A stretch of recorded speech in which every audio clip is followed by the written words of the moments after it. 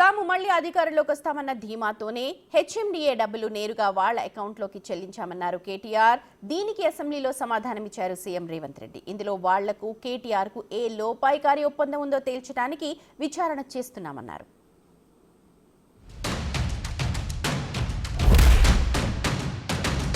Election రడప్లో నేనేం చెప్పానంటే అరవింద్ కుమార్ గారికి ఒక పని చేద్దాం. హెచ్ఎండిఏ యాక్ట్లో మనకు లీజర్ యాక్టివిటీ కానీ రిక్రియేషన్ కానీ ఇవన్నీ కూడా ప్రమోట్ చేసేదానికి అవకాశం ఉంది. 55 కోట్లు ముందు కడదాం మనం, ఎందుకంటే రేస్ ఆపుకోవాలి మనం. ఇంపార్టెంట్ పాయింట్ ఏంటంటే ఇక్కడ రేస్ మన దగ్గర ఉండాలి, పోనీయద్దు.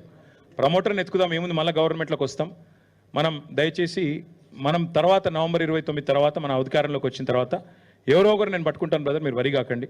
అమర్ రాజా లాంటి వాళ్ళు ఇంకోరు ఎవరో 20-25 కోట్లు పెట్టమంటే వాళ్ళకి పెద్ద ఇష్యూ కాదు, పెడతారు అని చెప్పినాక ఓకే అని చెప్పేసి అరవింద్ కుమార్ గారు 2 దఫాలుగా 2 ఇన్స్టాల్మెంట్స్లో ఎగ్జాక్ట్ డేట్స్ కూడా నేను మీకు చెప్తాను, వాళ్ళకి డబ్బులు పంపించడం జరిగింది.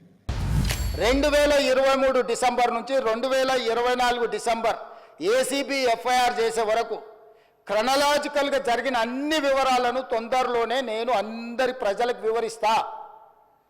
ఆ సంస్థకు సంబంధించిన ప్రతినిధి నన్ను కలిసి నాకు వాళ్ళు జరిగిన లోపాయకారి ఒప్పందాల గురించి చెప్పి దీన్ని నువ్వు సహకరించాలని అడిగినప్పుడు శాఖ నుంచి సమాచారాన్ని తెప్పించుకొని ఇది తెలంగాణ రాష్ట్ర ప్రజలకు సంబంధించిన సొమ్ము, హైదరాబాద్ నగర అభివృద్ధి కోసం మాత్రమే వాడాలి, కొద్దిమంది తోసుకుంటే కుదరదు అని చెప్పి దాన్ని వివిధ సందర్భాలలో అధికారుల నుంచి సమాచారాన్ని సేకరించి అధికారులకు పై అధికారులు నోటీసులు ఇచ్చి వాళ్ళు ఇచ్చిన రిప్లైల ఆధారంగా దాన్ని విచారణ చేపట్టాలి అని చెప్పి ఈరోజు ఫిర్యాదు చేసినాం అధ్యక్ష.